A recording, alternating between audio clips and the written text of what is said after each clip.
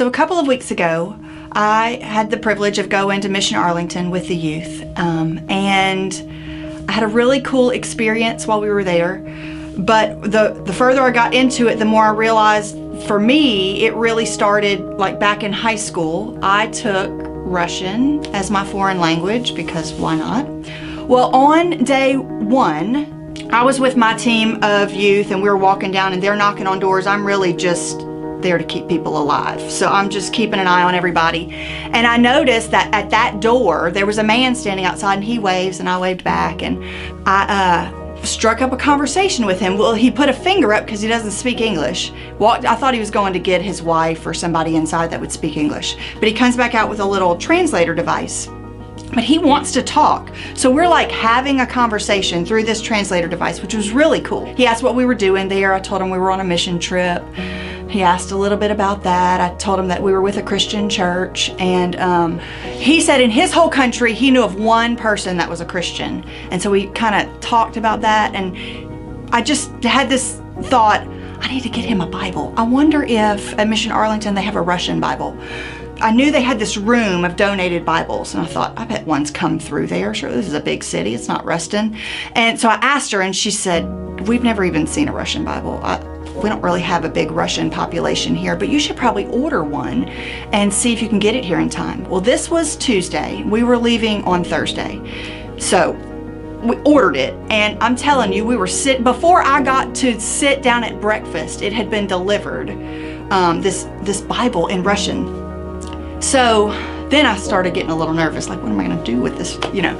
So Dustin St. Andre and I sat down at breakfast, and like he helped me find the right verse. I had picked 3 verses in there that I wanted to highlight. So I sat in the car and I did that. I wrote a couple of pages on just my heart, why I chose those verses, how excited I was to meet him.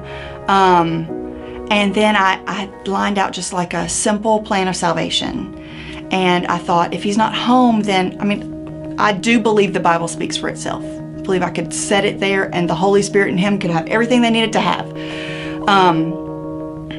But I just thought it would be meaningful to him if he knew my heart behind why I left it. And then I thought, this should probably be in Russian. Like he wouldn't even attempt to speak to me in English.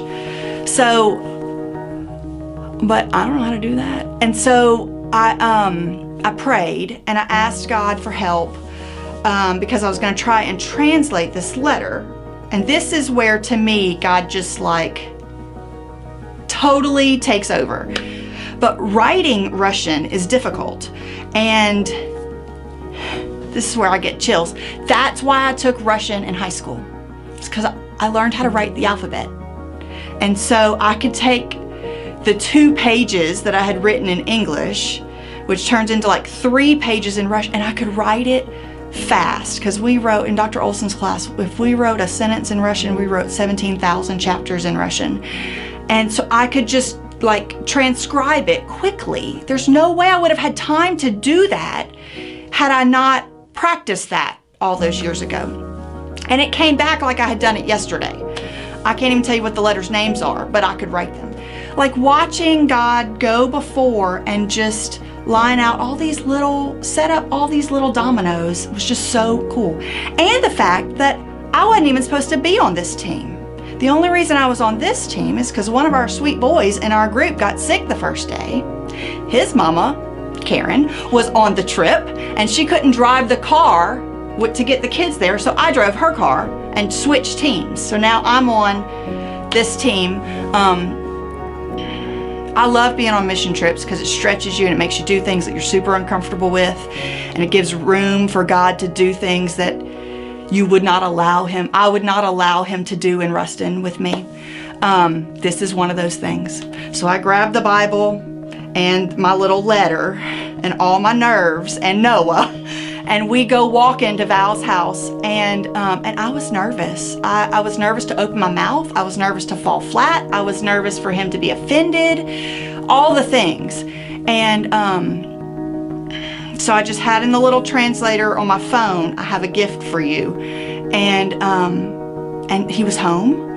And so I was able to tell him I had a gift for him, and he was confused, and I showed him the Bible, and he said, oh, and then he noticed it was in Russian, and he was like, for me? And I said, yeah. And then I showed him a letter I had, and he's like confused, like, where did this come from? And I said, well, I took 2 years of Russian in high school. And then he asked me to speak with him, and I was like, this is the extent of my knowledge in Russian. I don't have any of that. And so it just opened up this place for conversation. We didn't have a whole lot of conversation that day, but I asked him if I could come back the next day and talk to him. And he was willing for that. So the next day when Noah and I show up, he's like outside smoking a cigarette waiting on us.